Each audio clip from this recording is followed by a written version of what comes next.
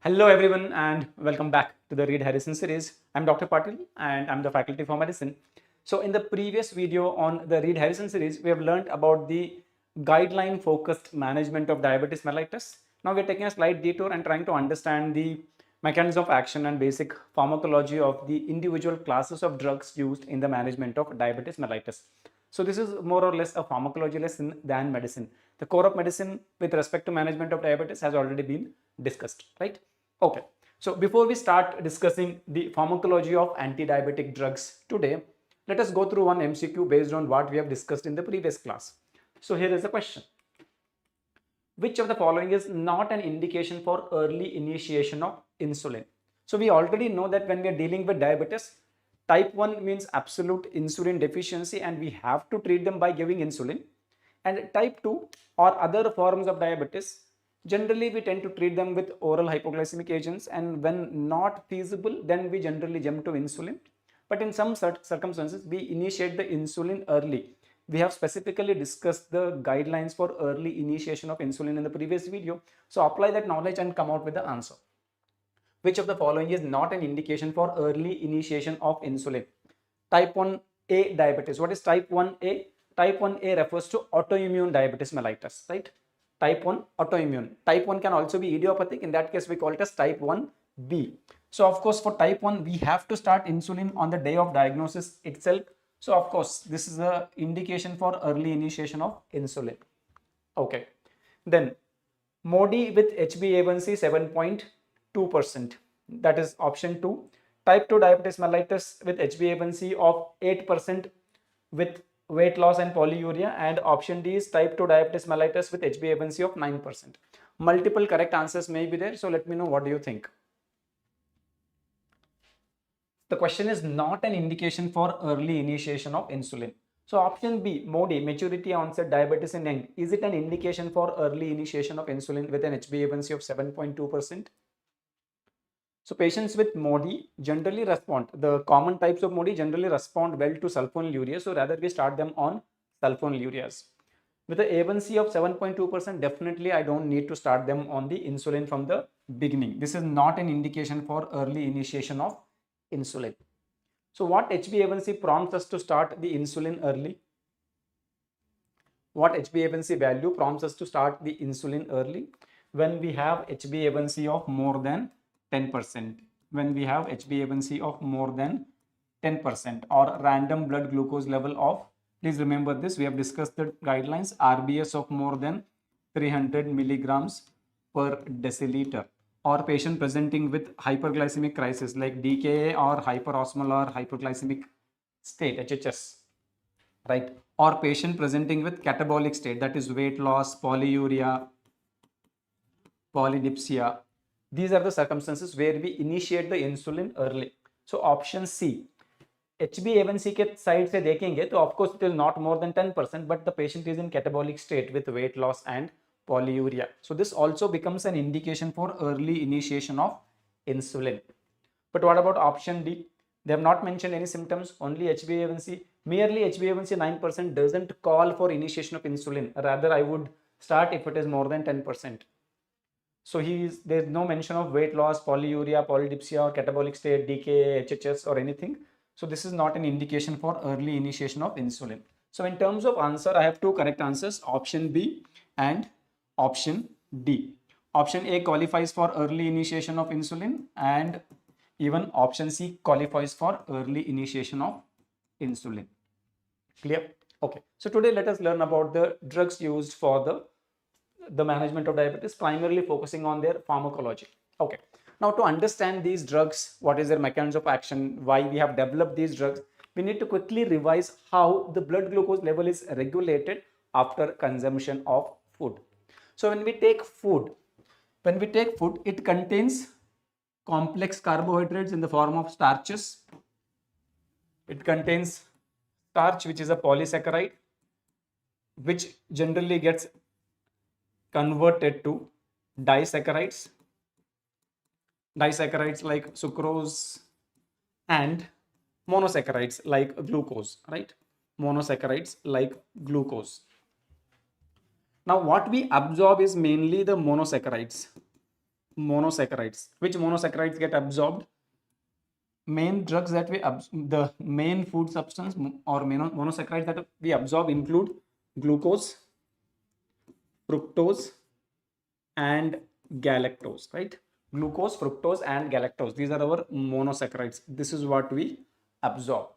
Now, to absorb this, I need a transport molecule. The glucose and galactose enter through what we call as SGLT1. So the entry of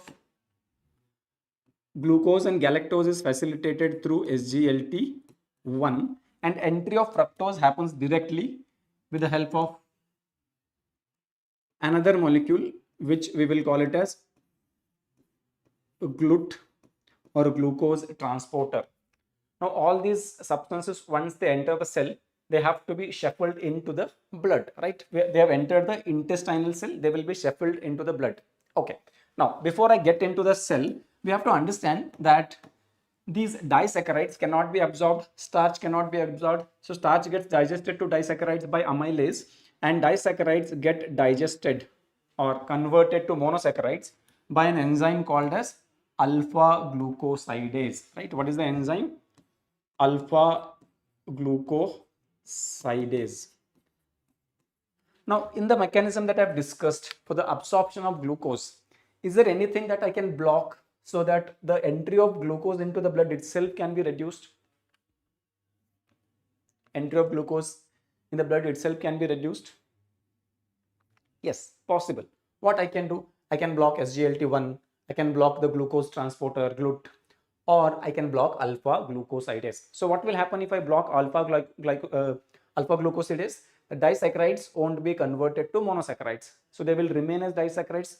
I will not be able to absorb into the blood, and those disaccharides will be excreted in the feces. Of course, as they get excreted in your intestine, there are bacteria which will act on them, convert them to sugar alcohols. So I can minimize the absorption of glucose itself without trying to do something with insulin or glucose sensitivity and all by blocking the alpha-glucosidase, right? So that is our first target of action. So these class of drugs, we will call them as alpha-glucosidase inhibitors. So first class of drugs that we are going to talk are alpha-glucosidase inhibitors. Can anybody name the examples for alpha-glucosidase inhibitors? Examples for alpha-glucosidase inhibitors. So the first example that we will talk about is acarbose, which you are aware from your pharmacdose, and the second one is voglibose. Okay, now whenever we study the pharmacology of anti-diabetic drugs, the key point you have to remember is who is the right candidate for them, what are the main side effects, because when we discussed in the previous video that when you look at this, the whole management is focusing on metformin, SGLT2 inhibitors and GLP-1 analogs, right? So हमारा focus नहीं था on all these so-called drugs. Why? Okay, so please remember these drugs are not very effective because they are reducing the absorption of glucose to some extent, those which are in the form of disaccharides. जो monosaccharide के form में है वो तो absorb हो ही जाएंगे, we will not be able to block that absorption. So we are minimizing the glucose absorption to some extent. So that efficacy, the pitfall or the negative issue with this class of drugs is that they have low efficacy. I cannot solely rely on these for most of my diabetes patients. They have low efficacy. And in terms of side effects, what do I expect? Side effects क्या हो सकते हैं? The main side effect क्या है? When I do not absorb these disaccharides get excreted in stool, but your colonic bacteria, intestinal bacteria, उन disaccharides पे act करेंगे, they act on the disaccharides and convert them to sugar alcohols. And sugar alcohols cause flatulence and GI discomfort.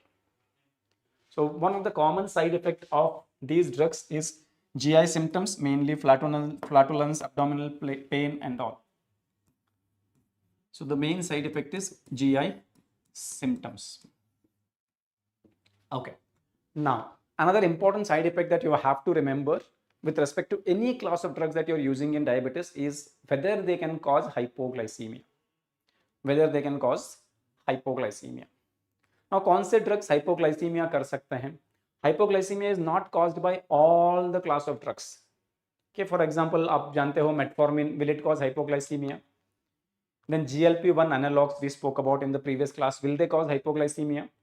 No. So please remember, सिर्फ एक ही drug है जो hypoglycaemia cause कर सकता है, दैट इज इंसुलिन. एंड जो भी ड्रग्स इंसुलिन प्रोडक्शन बढ़ाते हैं, they can also cause hypoglycemia. So hypoglycemia is caused by insulin. Anything that is not acting through insulin will not cause hypoglycemia. यहाँ पे insulin का कोई रोल नहीं है, तो this will not cause hypoglycemia. So there is no hypoglycemia risk as a single drug. Of course, if I give it with insulin, it will cause hypoglycemia. It can cause hypoglycemia. If I give it with other class of drugs, it may cause, but as a standalone drug, these do not cause hypoglycemia. तो ये हमारा पहला class of drugs हो गया, alpha glucosidase inhibitors, जो disaccharide digestion को inhibit करते हैं. Okay, clear? Now whatever glucose, galactose, fructose that has entered into the cell,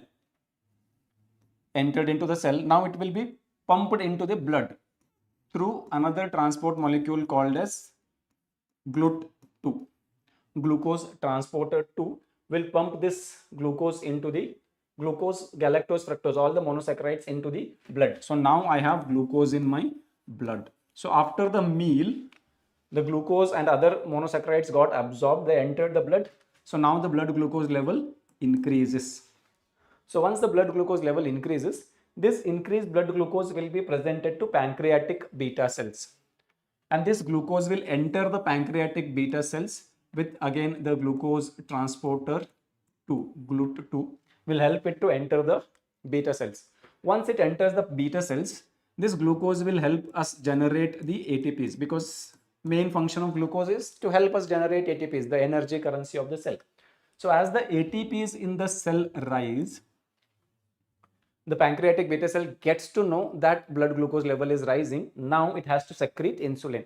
How will it secrete insulin? This rising ATP will block a specialized receptor called as potassium sensitive, ATP sensitive potassium channels,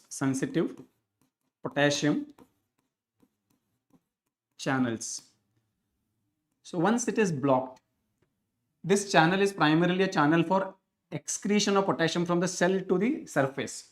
Means we are expelling the potassium out from the cell outside with the help of this ATP sensitive potassium channel. नाम ही है ATP sensitive, means it is sensitive to rising ATP levels. ATP levels एक threshold के ऊपर जाएंगे तो ये cell block हो जाएगा. So now I am not able to secrete the potassium out. So the potassium starts getting accumulated inside the cell, and this accumulation of the potassium inside the cell leads to depolarization of the cell membrane. And once it is depolarized, this depolarization stimulates opening of a voltage gated calcium channel, and that helps calcium to enter into the cell. Once the calcium enters the cell, what this calcium does is calcium now stimulates the secretion of insulin, which is already stored in insulin containing granules, and now I release insulin out. Now think about it. At this level, can I do something so that more insulin can be released? What will happen if I block this insulin? If I block this ATP sensitive potassium channels with a drug? The same thing that ATP is doing, if I can do it with drugs, I can stimulate more insulin production, right? So which drugs can do that? The drugs that can do this includes two. एक है sulfonylureas and meglitinides. Both of them. So this ATP sensitive potassium channel has two subunits. One will be called as potassium inward rectifier current subunit. The other one will be called as SUR1. SUR1 क्या है? SUR1 refers to sulfonylurea receptor 1. So sulfonylureas primarily block that subunit of this ATP sensitive potassium channels. That subunit को हम कहेंगे sulfonylurea receptor 1. तो जब हम इसको block करेंगे तो सेल के अंदर पोटेशियम बढ़ेगा, डीपोलराइज होगा, कैल्शियम अंदर आएगा, तो वो इंसुलिन रिलीज को स्टिमुलेट करेगा. तो ये मेरा पहला टारगेट था. Alpha glucosidase 1 was my first target. अब दूसरा टारगेट मुझे मिल रहा है यहाँ पे, right? So this sulfonylurea receptor, the component of this ATP sensitive potassium channel, will become my second target. So these drugs, we will call them as insulin secretagogues. Insulin secretagogues.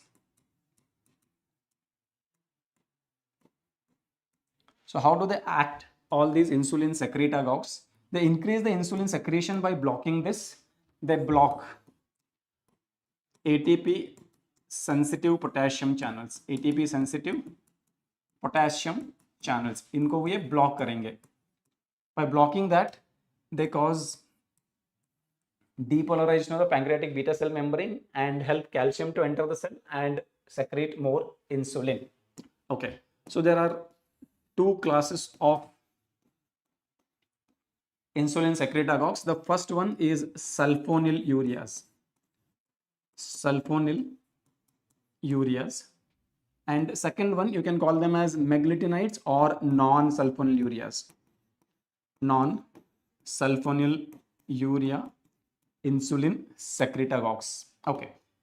Now sulfonylureas आप pharmacology book में पढ़ते हो. There are two classes, first generation, second generation. आजकल हम first generation use नहीं करते हैं. We do not use the first generation. We primarily use second generation. So I can list some of the important examples. One of the common example that we routinely use in today's practice, that is glimepiride, glibenclamide, gliclazide. So these are all sulfonylureas. Non-sulfonylureas, I can quote two examples. एक है nataglinide and दूसरा है repaglinide. These are non-sulfonylureas insulin secretagogues. तो इनका mechanism of action क्या है? They primarily block the ATP sensitive potassium channels, increasing the potassium inside the cell, causing membrane depolarization and thus indirectly facilitating insulin release.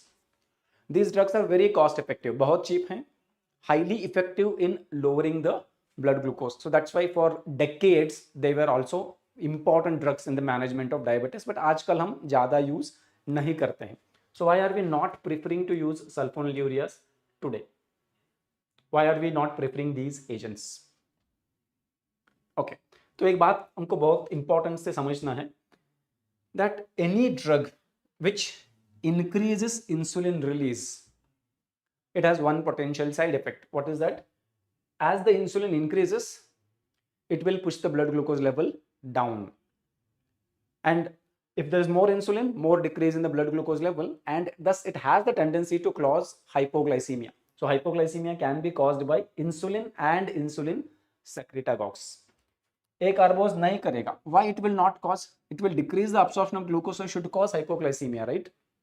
No. Why it will not cause? Because अगर blood glucose level decrease होगा, there will be release of glucagon, which will help you to increase the blood glucose level. लेकिन जब insulin आता है, the insulin in its higher concentrations, of course, it is going to inhibit the release of glucagon. So if insulin is rising, blood glucose level is tanking, and insulin is inhibiting the glucagon. So we will not have the defense against hypoglycemia. So anything that acts through insulin takes away the defense against hypoglycemia. यहाँ पे glucagon available है मेरे पास. अगर if insulin decrease, the blood glucose level decreases, glucagon will come and take care of it. But here this insulin is blocking the glucagon release. So I don't have defense against hypoglycemia, and I may end up with hypoglycemia. So that is one major side effect, right? So let us write down the side effects that we are expecting in case of sulfonylureas. So the advantage of sulfonylureas is high efficacy. So the first advantage is that they are highly effective. Unlike the acarbose or oligos, they are highly effective. They can bring down HbA1c anywhere from 1 to 2.5% when we start them. Okay, but what are the side effects that I'm expecting? The main side effects, first one, high propensity or increased risk of hypoglycemia. Risk of hypoglycemia. अगर insulin के बाद कोई class of drugs hypoglycaemia में बहुत commonly responsible है, so then it is going to be this sulfonylureas. Okay, Second, if I'm using insulin to lower the blood glucose level, how this insulin is going to lower the blood glucose level? Insulin stimulates formation of glycogen and adipose tissue, right? Formation of the fat in the adipose tissue. So this insulin stimulates adipogenicity. With that, it stimulates weight gain. So if I'm giving insulin to someone, of course they're going to gain weight. If I'm giving sulfonylureas, because it is acting through insulin, this will also cause weight gain. So one of the side effects that I definitely don't want to see in diabetics, that it causes weight gain. It causes weight gain. तीसरा क्या है? It increases adiposity or adipose tissue mass, which are of course not acceptable, right? Like you go to a doctor for diabetes treatment, he starts you on some medication, then weight gain हो रहा है, fat बढ़ रहा है, so it's also going to, in at least some individual, trigger body dysmorphia. Okay. And fourth, another important side effect that this class of drugs cause. So by doing this, by blocking this ATP sensitive potassium channels, हम इन pancreatic beta cells को hyper stimulate कर रहे हैं, right? हम उनको बार बार stimulate कर रहे हैं इंसुलिन सेक्रेट करने के लिए. And by doing so we can also induce the death of this beta cells, क्योंकि जितना स्टिमुलेट करेंगे उतना इंजुरी का चांस बढ़ता है and the beta cell mass starts decreasing. तो आगे जाके सल्फोनिलूरियाज काम करना बंद कर देंगे, they stop working. Why will they stop working? Because beta cells are decreasing. So at some point of time you have critically low beta cell and now you are going to be dependent on external insulin, क्योंकि आपका beta cells insulin produce नहीं कर सकता है. So that's another important side effect.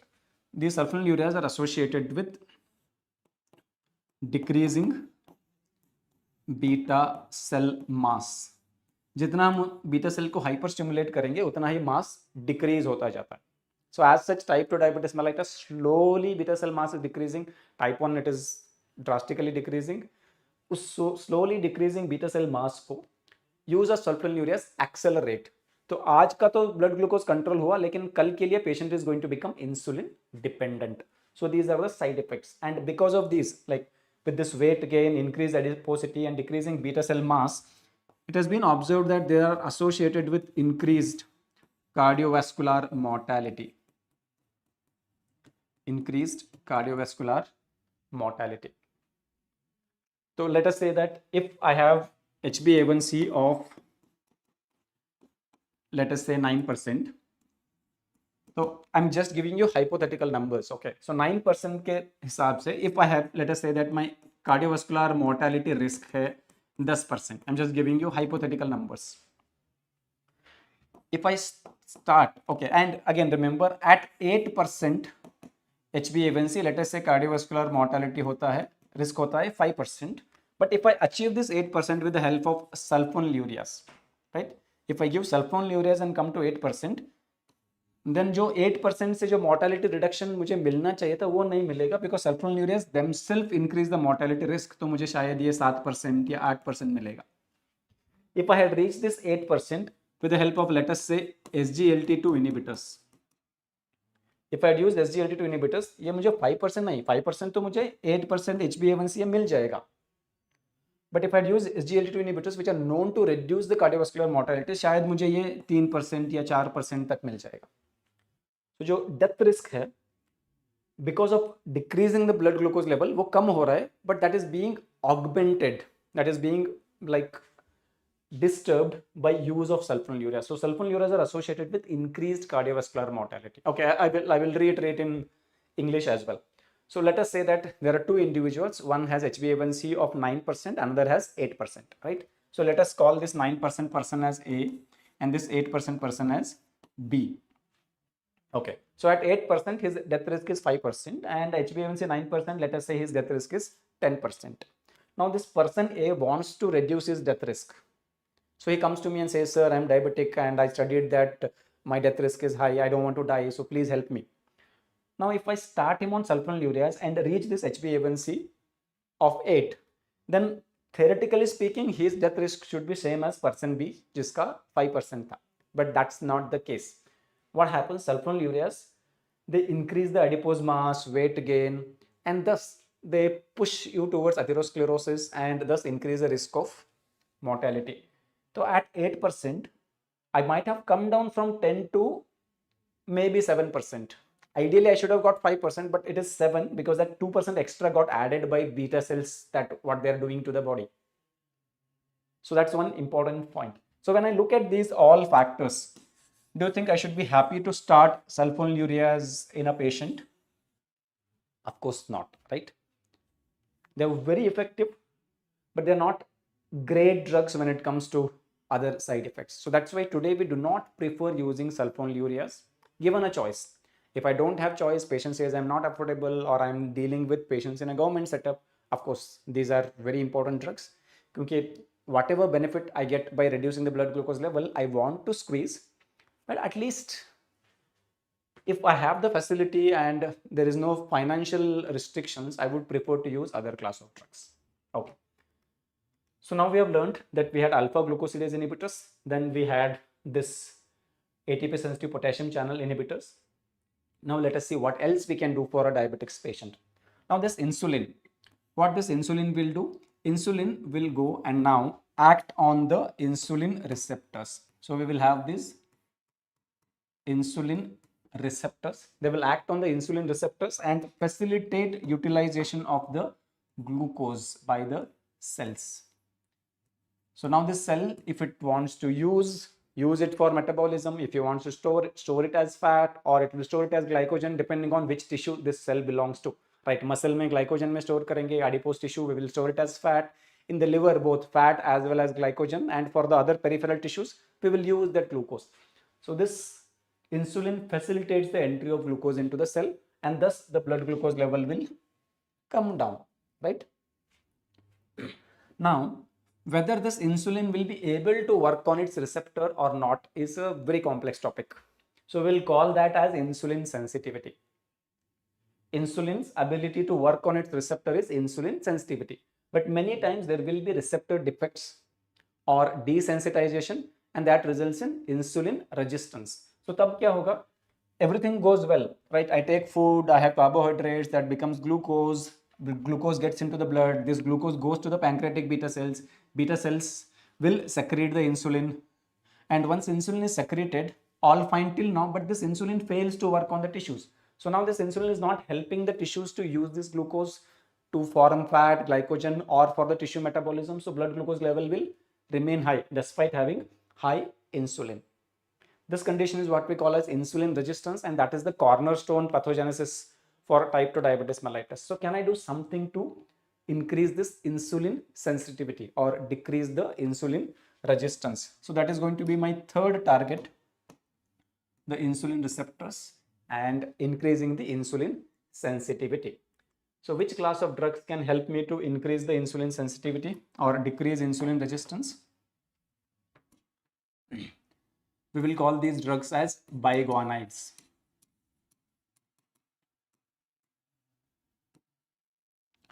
So the one and the only biguanide that is used today is metformin. And this is, if anybody asks you what is the drug of choice for the general management of diabetes, it is going to be metformin, right? So what metformin does, metformin activates AMPK pathway, and by activating this pathway, I can say either it decreases insulin resistance or increases insulin sensitivity.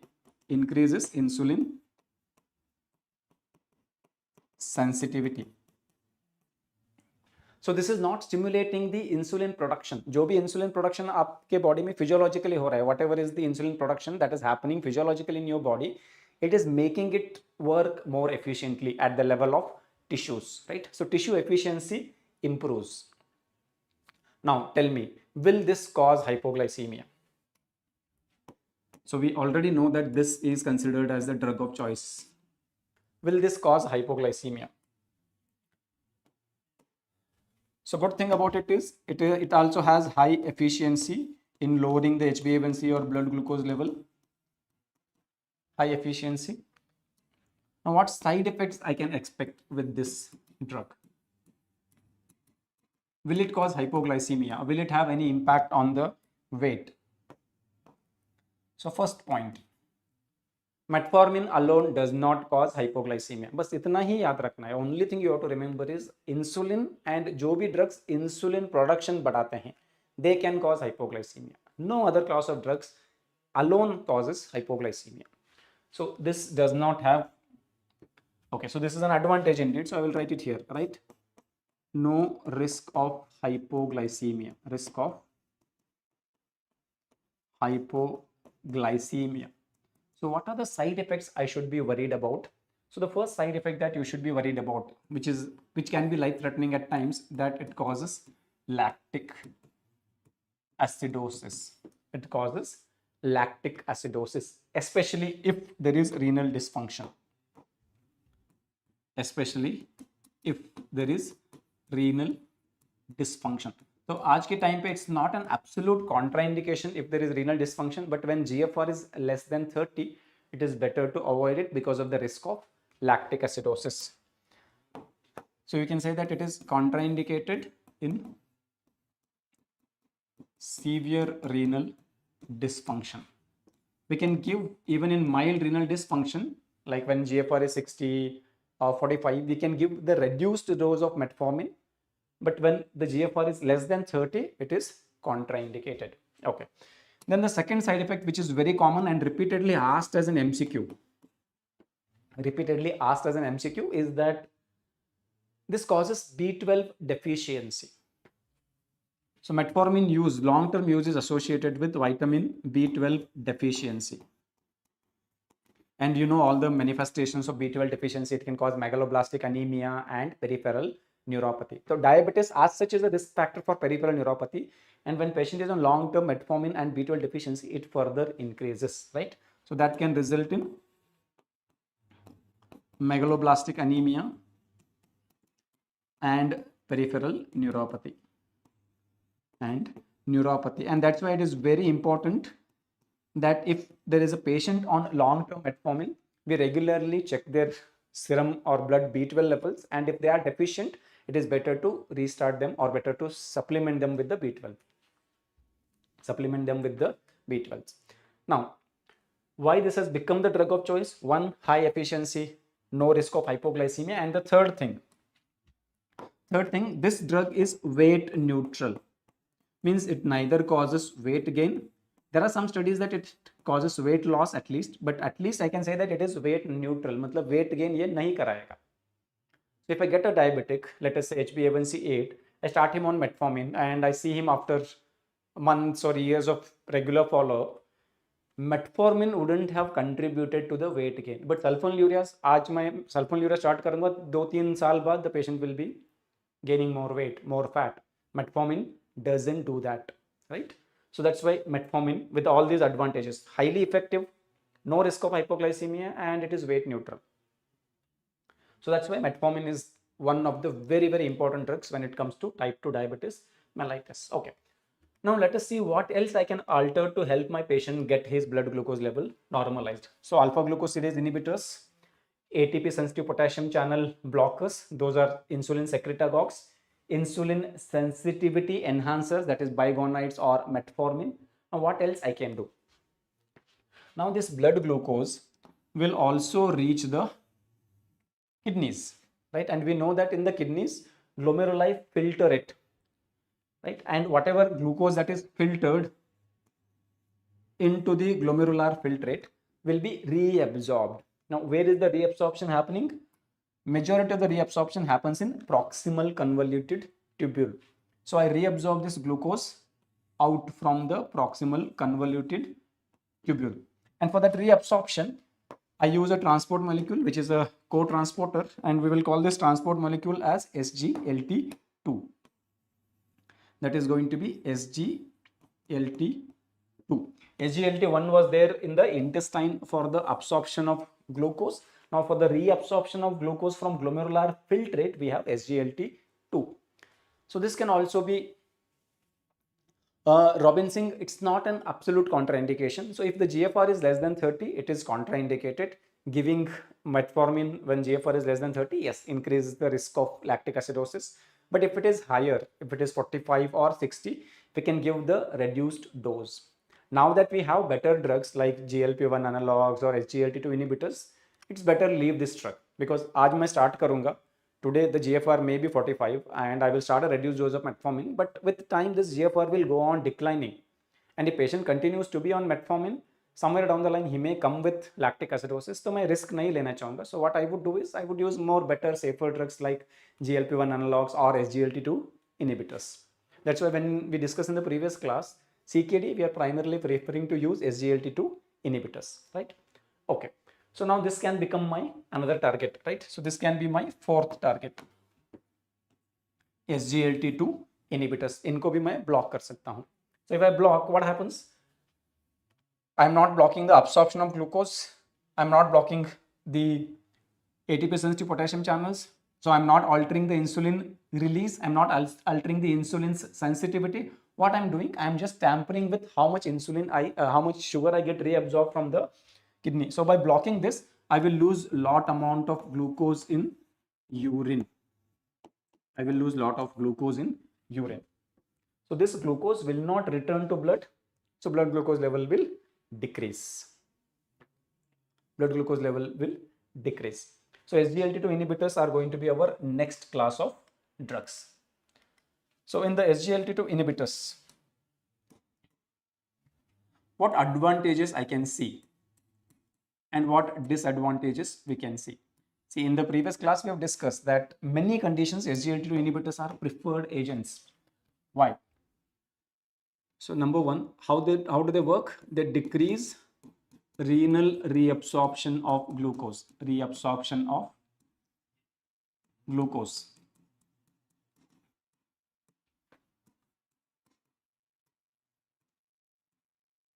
So if I lose glucose in urine, blood glucose level is definitely going to come down. What other benefits I can get? There are some SGLT2 inhibitors, when used at the full dose, highest tolerable dose, they make you excrete up to 70 grams of glucose in urine. You may lose up to 70 grams of glucose in urine. This much of glucose reabsorption is being blocked. You know how much calories that means?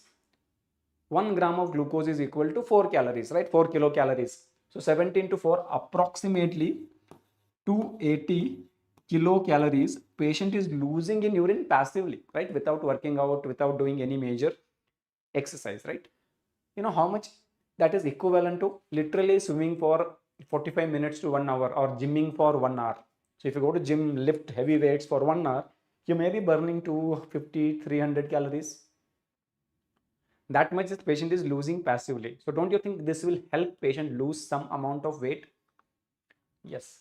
So the second advantage, apart from improving the glycemic control, this will cause weight loss. This will cause weight loss. So alpha-glucosidase inhibitors did not have much impact on the weight. Metformin is weight neutral. Sulfonylureas caused weight gain, but this causes weight loss. Isn't that a benefit in a patient with diabetes? Yes, it is a benefit. Okay, what else? If I'm losing glucose, will I only lose glucose? Why diabetic patients had polyuria? Because glucose is an osmotically active substance. So when I lose glucose in urine, I'm not only going to lose glucose. If I'm losing glucose in urine, it will drag water also, right? Because glucose is an osmotically active substance. So they have some degree of diuretic action. They have some degree of diuretic action because you're making that is making you lose water in urine. So apart from the weight loss, they are known to decrease the blood pressure. And we know that majority of our diabetic patients are hypertensive as well, because both of them are lifestyle diseases. So indirectly, it helps you to lower the BP also in them, right? That is the second advantage. And both of these put together, the weight loss and decrease in the blood pressure, may help in decreasing cardiovascular mortality. They decrease the cardiovascular mortality and they decrease heart failure risk. Heart failure risk. So that's why if you go back to the previous class notes, then whenever patient had diabetes and heart failure, one of our preferred agent was SGLT2 inhibitors. Why? Because this is giving all these added advantages. Now, what side effect I would expect if I'm losing lot of glucose in urine? If I'm losing lot of glucose in urine, it increases the risk of developing urinary tract infections, right? So that is one of the side effects that we should be aware of. So as side effects of this SGLT2 inhibitors, I can have urinary tract infections, particularly fungal UTI. It could be bacterial as well as fungal. Urinary tract infections, there is increased risk of UTI. Now, one of the questions that patients as well as students ask me, sir, if I start someone on SGLT2 inhibitors and if they get an UTI, should I never give the SGLT2 inhibitors again to them? No, you can reintroduce. Whenever they develop UTI, stop the SGLT2 inhibitors, initiate some other drug to get the blood glucose under control, but you can reintroduce the SGLT2 inhibitors. This time, make sure that you counsel them about the genital hygiene and like the other risk factors of UTI, that sexual intercourse, all of that hygiene should be considered. Only when there are recurrent UTIs while being on the SGLT2 inhibitors, we might have to totally stop giving the SGLT2 inhibitors. A single UTI does not stop you from reintroducing the SGLT2 inhibitors. Okay, so that is one side effect. There's a second side effect. What is it? As I've already told you, as I lose glucose in the urine, I also lose water, right? Water. So can I get dehydrated being on the SGLT2 inhibitors? Can I get dehydrated? Yes. Can a diabetic get dehydrated? When do you get severe dehydration in a diabetic patient? When they have something called as hyperglycemic crisis, diabetic ketoacidosis, or hyperglycemic hyperosmolar state. Similar thing I am encountering here. Despite having, see, I have inhibited the glucose absorption, so my blood glucose level is low, but same DKA-like manifestation. DKA-like manifestation, that is severe dehydration. So what should I call this condition as? Blood glucose level is not very high, but still I have severe dehydration. So we'll call it as euglycemic ketosis. Euglycemic ketosis. So these are the two major side effects. So whenever you get a diabetic with a DKA-like clinical picture, what is that, how a DKA presents, we'll discuss when we talk about the individual complications of diabetes. But if someone comes like diabetic and at the outlook you think that this is DKA, but blood glucose level is less than 250 milligrams per deciliter, then we will call it as euglycemic ketosis or euglycemic DKA.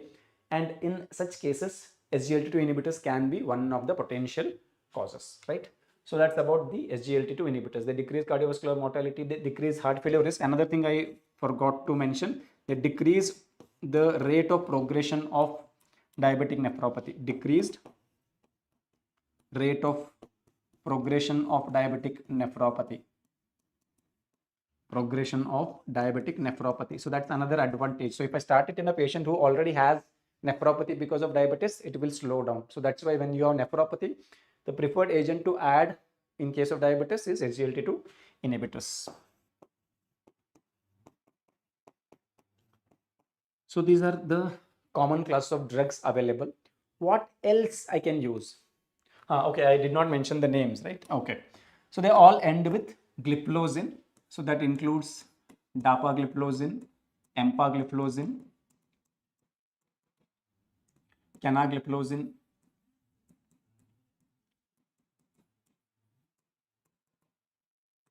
and canagliflozin. The list goes on, all of them end with gliplosin. Okay, so this is another class of drugs we have. Now, in the recent times, you have started hearing names like liraglutide, semaglutide. Now, how are they going to work? They don't seem to be involved in any of this pathway that we discussed, right? Like, they are not going to inhibit alpha-glucosidase. They are not going to inhibit the ATP sensitive potassium channels. They are not going to inhibit the insulin resistance, or they are not going to tamper with the insulin receptor activity. They are not going to inhibit SGLT2. So how are they going to work? Now, when we eat food, no, after some time we feel like, okay, I'm full, and we stop eating further. Who is deciding? Who is giving you that sensation that I'm full? So there are complex mechanisms, complex neurohormonal communications that play a role in giving you a feeling of satiety or I'm full, and you reduce the eating after that. So what if I decrease the amount of intake of the food itself? Less glucose will come to the intestine, less glucose will come to blood, right? So less rise in the blood glucose level.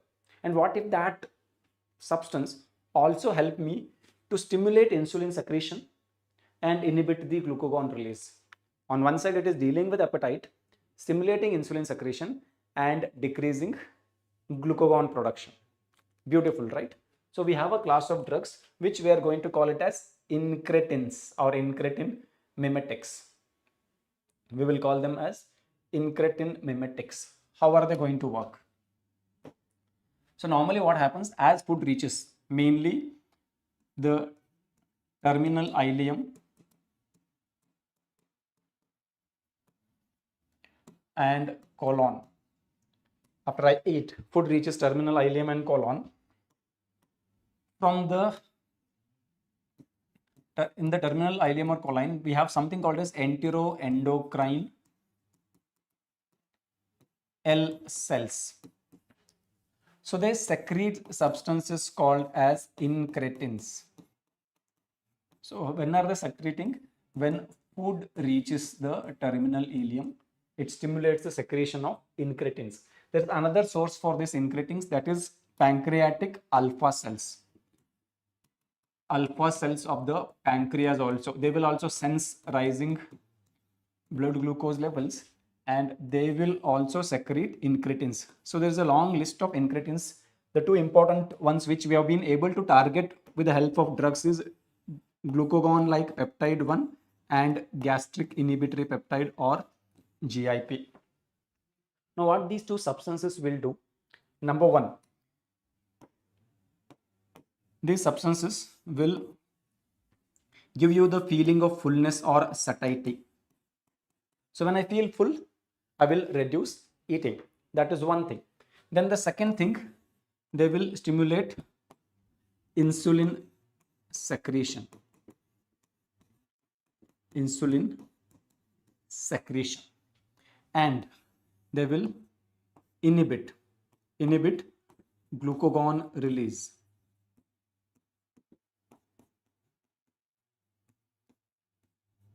So these, if I create a drug which is going to act like GLP-1 or GIP, it's going to give me many benefits.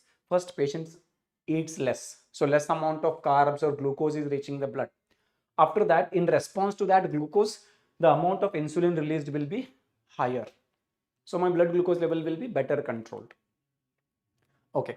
Now, you should tell me, will this class of drugs, we will call them as incretin mimetics, will this class of drugs cause hypoglycemia?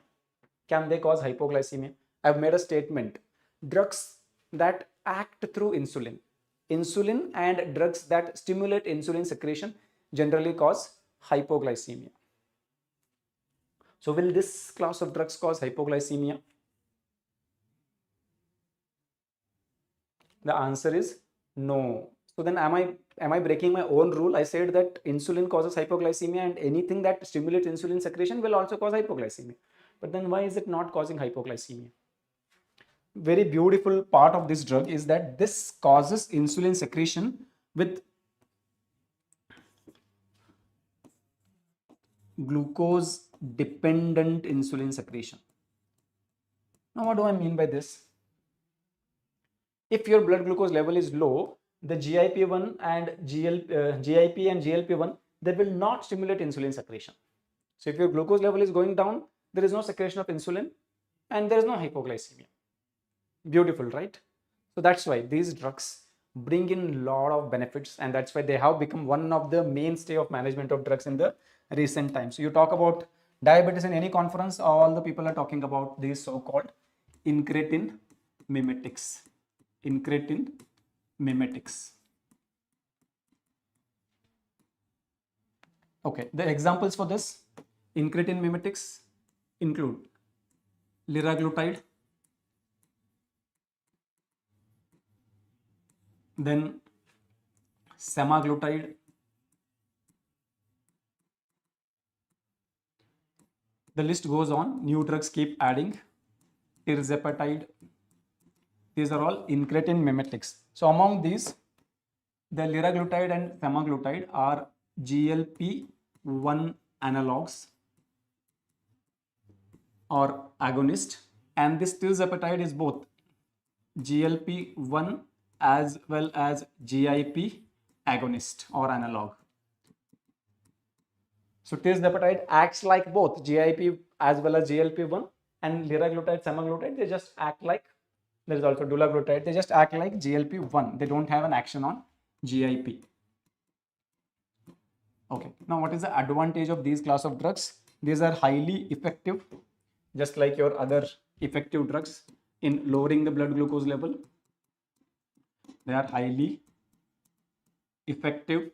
They do not have hypoglycemia risk because insulin secretion is glucose dependent. If glucose is low, there is no insulin secretion stimulated by GLP-1 or GIP. So this doesn't cause hypoglycemia. No hypoglycemia risk. Okay, then the third advantage, it causes weight loss. Why is it going to cause weight loss? Because these incretin mimetics, they are going to give you increased sense of fullness, right? Satiety. So you eat less. If you eat less, of course you lose weight.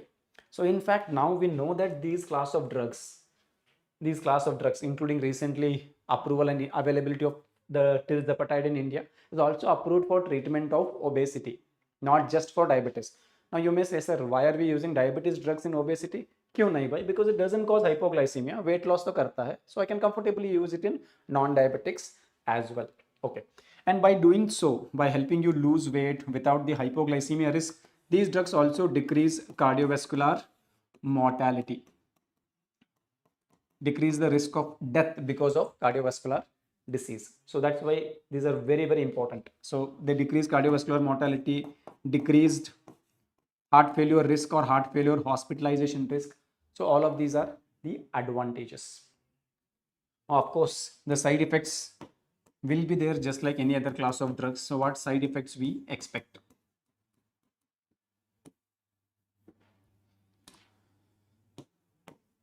So one of the side effects that has been reported, but now in the modern or more recently available drugs, the chances are less. That is, they are known to cause pancreatitis.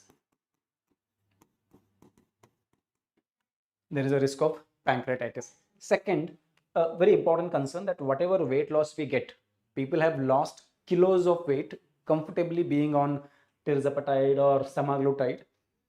But the problem is that weight you tend to regain if I stop using these class of drugs. And for that matter, it's not something that is strange or weird, but because if I go on a diet and eat less, I lose weight. But if I start eating more again, I will gain. So when you're on these drugs, your appetite is reduced, your satiety level is high. So you eat less, you lose weight. But if I stop the drugs, satiety level decreases, you feel more hungry, you eat more, and eventually whatever weight you lost, you will regain back. On an average, it takes 1 to 2 years to regain all the lost weight. People would have lost 10 to 12% of their body weight, almost like 5 to 10, 15 kgs, but they regain that in 2 years time. So there is rebound weight gain upon stopping the drug, And if you ask me, sir, these are rare side effects, like this is rare. Okay, what is a more common side effect? Because it is giving you a sense of fullness, it usually known to cause, if you continue to eat more despite being on GLP-1 or GIP analogs, it causes profound nausea and vomiting. So many people find it very uncomfortable to be on these class of drugs. It causes nausea and vomiting. Metformin also causes bothersome nausea and vomiting. Generally ना हम लिखते रहते हैं whatever class of drugs, side effects में pharmacology में nausea and vomiting.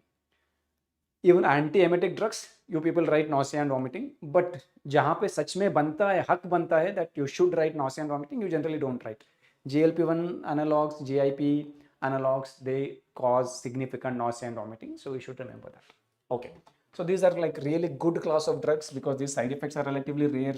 No hypoglycemia, they cause weight loss, highly effective, reduce cardiovascular mortality and heart failure risk. So they're really, really good drugs. So in the recent advancements in management of diabetes, SGLT2 inhibitors and the GLP-1 analogs are the greatest class of drugs that we have developed recently. Okay, now there was another class of drugs which was acting through the very similar mechanism but with lower efficacy. What is that? These incretins once produced, they become inactivated, right? Inactivated incretins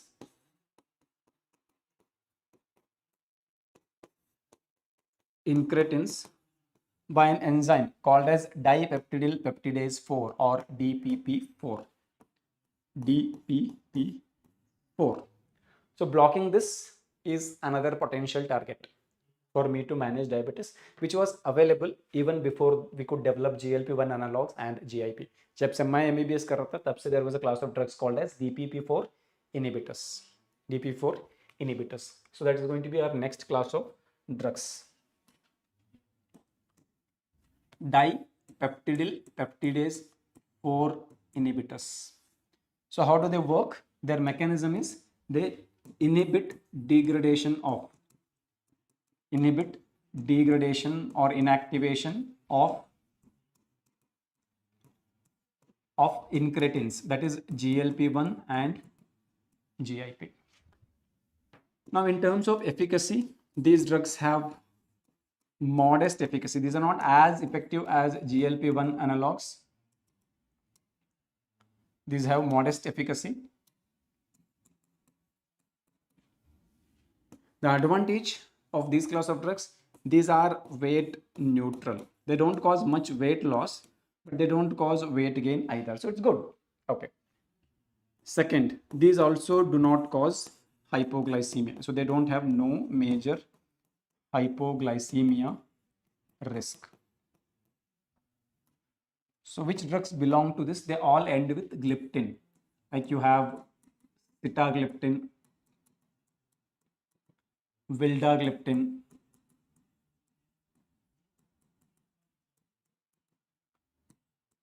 saxagliptin. So few extra MCQ points on this because they have been traditionally asking. One of the MCQ point is, among all the gliptins, which gliptin is most effective? Which gliptin brings down the HbA1c the most? That is going to be sitagliptin. So maximum decrease in HbA1c is possible with sitagliptin. And one of the gliptin in studies was shown to increase the risk of heart failure. That is saxagliptin. Saxagliptin is associated with increased risk of heart failure. Otherwise, as a class, what generalized side effects I can expect for this class of drugs, DPP4 inhibitors? One of them, just like your GLP-1 analogs, they cause pancreatitis. These class of drugs are also known to cause pancreatitis. And second, saxagliptin is associated with increased risk of heart failure, increased heart failure risk. Apart from that, nausea, vomiting, so anyway you will write, right? These drugs are also known to cause nausea and vomiting. I forgot to mention one more important MCQ point. There's one more of this gliptin, which is linagliptin. MCQ क्या पूछते हैं इस पे? All the other gliptins that we have listed, they are excreted from the kidney.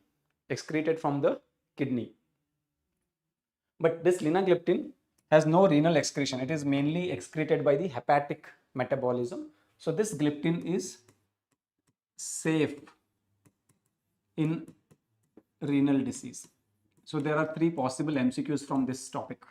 Which gliptin has maximum efficacy, which gliptin is safe in renal disease, and which gliptin is associated with increased risk of heart failure. So that kind of covers the important anti-diabetic drugs. We will have one more class where we will discuss the insulins. What I'm trying to plan is insulin, we will have a case presentation of a patient who was on insulin, who also developed some of the side effects related to insulin. So as a case, as well as the theory of insulin, both we will combine together and learn in the subsequent class. So now that we have discussed the key class of drugs available for management of diabetes, let us go through some of the NEET PG and FMG previous year MCQs. So let me take you through the first question. So in this question, we have a 60-year-old woman who comes to OPD with complaint of fatigue. On asking about history, the patient says that she is a type 2 diabetic and she is on treatment for it for the last 10 years. On examination, doctor finds pallor. Why she came? She is a non-diabetic. She came to us with fatigue. On examination, there is pallor and there is knuckle pigmentation or hyperpigmentation. Now, if I have to blame one drug for patient's condition, which drug I can blame? Acarbose, metformin, glimepiride, dapagliflozin. So first, let us assign the classes. What is acarbose? This is alpha-glucosidase inhibitor, right? Inhibitor. Minimal efficacy, decreases the absorption of the glucose in the intestine by blocking disaccharide to monosaccharide conversion. Main side effect is that this extra disaccharides get excreted in stool. They become fermented by the action of the bacteria. So they cause sugar alcohols, they cause flatulence and GI disturbance. Okay, but it will not cause pallor or knuckle pigmentation. What is metformin? It is a biguanide, right? It increases insulin sensitivity. But one of the side effects of this is it is known to cause lactic acidosis. And what else? It is known to cause B12 deficiency, right? And because it causes B12 deficiency, it is known to cause anemia and neuropathy. And this pallor is suggestive of anemia. And we all know that knuckle pigmentation is very common in patients with B12 deficiency. From pathology or medicine, this can be as well an image-based question where they'll tell that this patient is presenting with fatigue and then they give an image where there is knuckle hyperpigmentation. You should take it as a clue towards B12 deficiency. And the moment we think about B12, metformin comes into picture. Glimepiride is a sulfonylurea. It's an insulin secretagogue. Main issue with sulfonylureas, they cause hypoglycemia, they cause weight gain, they are associated with increased cardiovascular mortality risk. Dapagliflozin is an SGLT2 inhibitor that makes you lose more glucose in urine, thus helps you not only regulate glucose but helps you to lose weight, decrease BP. They have cardiovascular mortality benefit and slow the progression of CKD. Main side effect kya hai? Because you're excreting glucose in urine, you tend to develop frequent UTIs. And second, because you're excreting glucose, you lose water and you tend to develop euglycemic ketoacidosis, right? So that's it about this question. Let's go to the next question.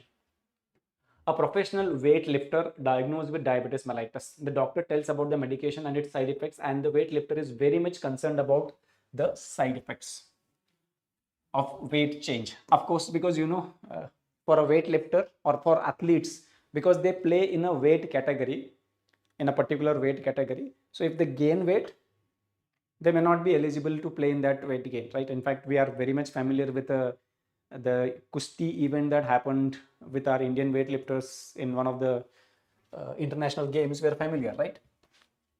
So now weightlifter tells the doctor that he has to maintain a constant weight within a category. Which of the following drug will produce the least effect on the weight? So he wants to stay in that category. उससे नीचे नहीं जाना चाहता है, उससे ऊपर नहीं जाना चाहता है. So we have to choose a drug which has minimum impact on the weight. Okay. What is empagliflozin? It is SGLT2 inhibitor. So if I'm giving SGLT2 inhibitor, SGLT2 inhibitors are known to cause weight loss, right? SGLT2 inhibitors, they decrease weight, right? SGLT2 inhibitors are known to cause weight loss. So he doesn't want to lose weight. Okay. Then sitagliptin, what is it? It is a DPP4 inhibitor. So can anybody tell me about the weight and relationship with sitagliptin? Glibenclamide. Glibenclamide is sulfonylurea. Sulfonylureas are known to cause weight gain. They cause weight gain. And tirzepatide. Tirzepatide is GLP-1 plus GIP agonist. So this is well known to cause weight loss. It is known to cause weight loss. DPP4 inhibitors are weight neutral. DP4 inhibitors are weight neutral. Neither they make you gain weight nor make you lose weight. So that will be the perfect answer for this question. So which drugs are weight neutral? This will be the answer. So which drugs are weight neutral? Okay, we'll put a small table and make a list of anti-diabetics and their relationship with weight, because this is the kind of MCQs that they are asking. So among them, what cause weight loss, what cause weight gain, and what class of drugs are weight neutral? Weight neutral. So weight loss is mainly by insulin.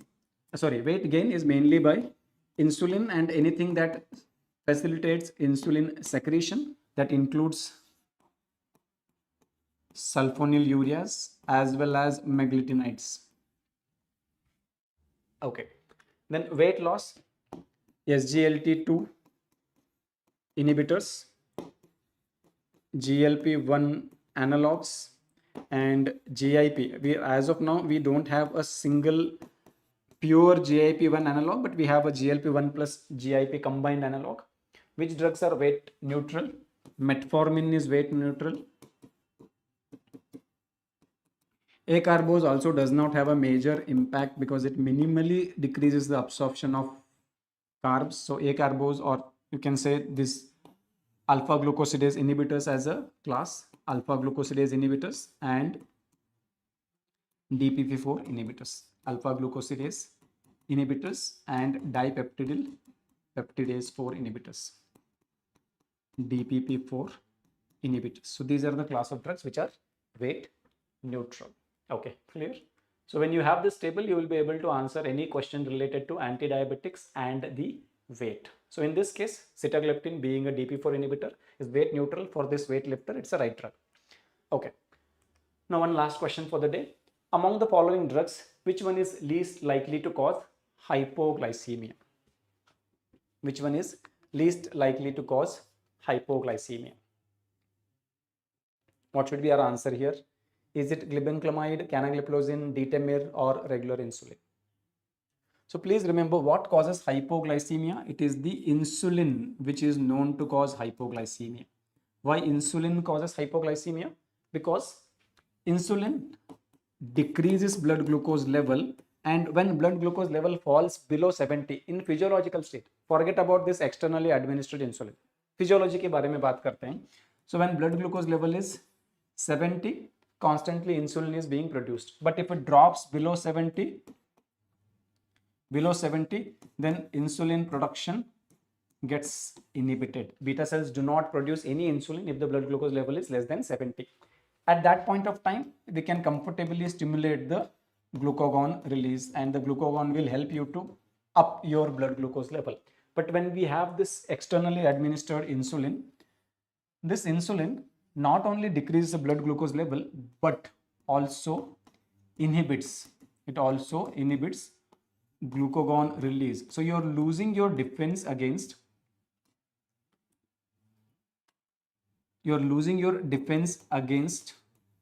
hypoglycemia. So that's why insulin lowers blood glucose, blocks glucagon, so increase the risk of hypoglycemia. So insulin will cause hypoglycemia.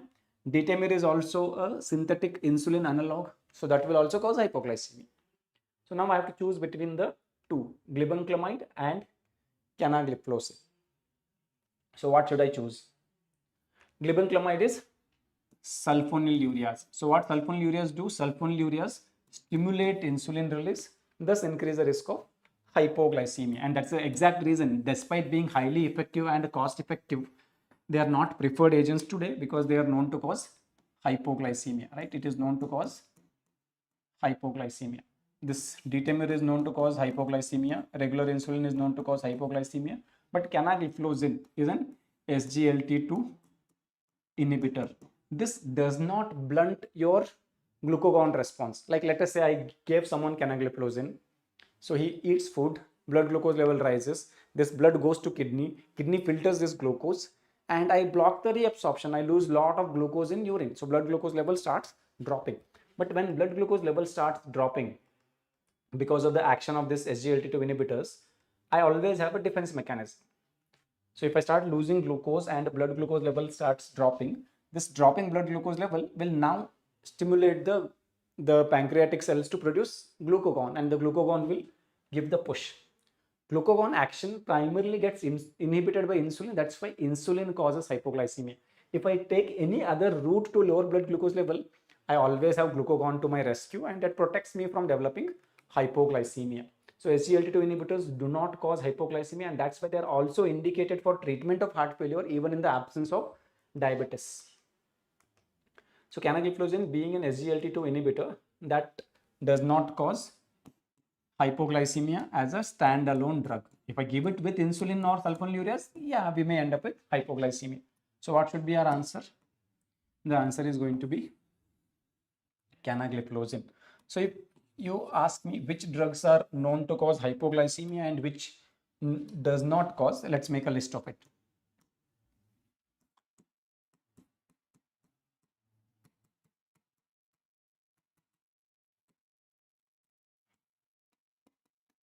Increased risk,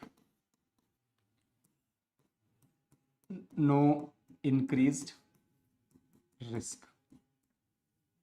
So increased risk is with insulin, right? Then insulin secretagogues,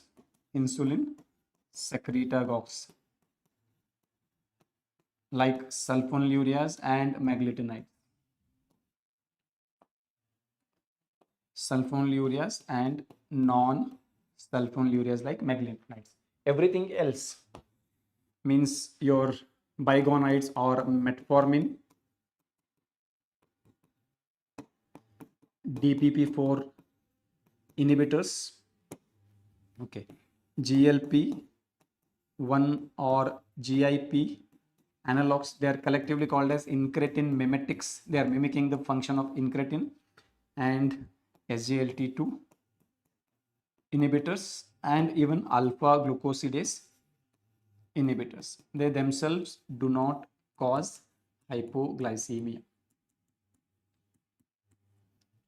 So that explains why we are using these drugs more often than these drugs, right? So that's it about the pharmacology of the drugs used for the management of diabetes today. We will have one more class where we will study the individual insulins, different types of insulins, administration, side effects, all of that. I'm planning to take it through a case presentation from one of our students. So when it is scheduled, I'll let you know. We will have one more class on diabetes before the case presentation. That will be about diabetic ketoacidosis and HSS and other complications of diabetes, which will be shortly scheduled, and I'll share the timeline with you. Okay, so that's it from me today. I'll see you in the next class. Till then, have a good time and thank you. Bye-bye.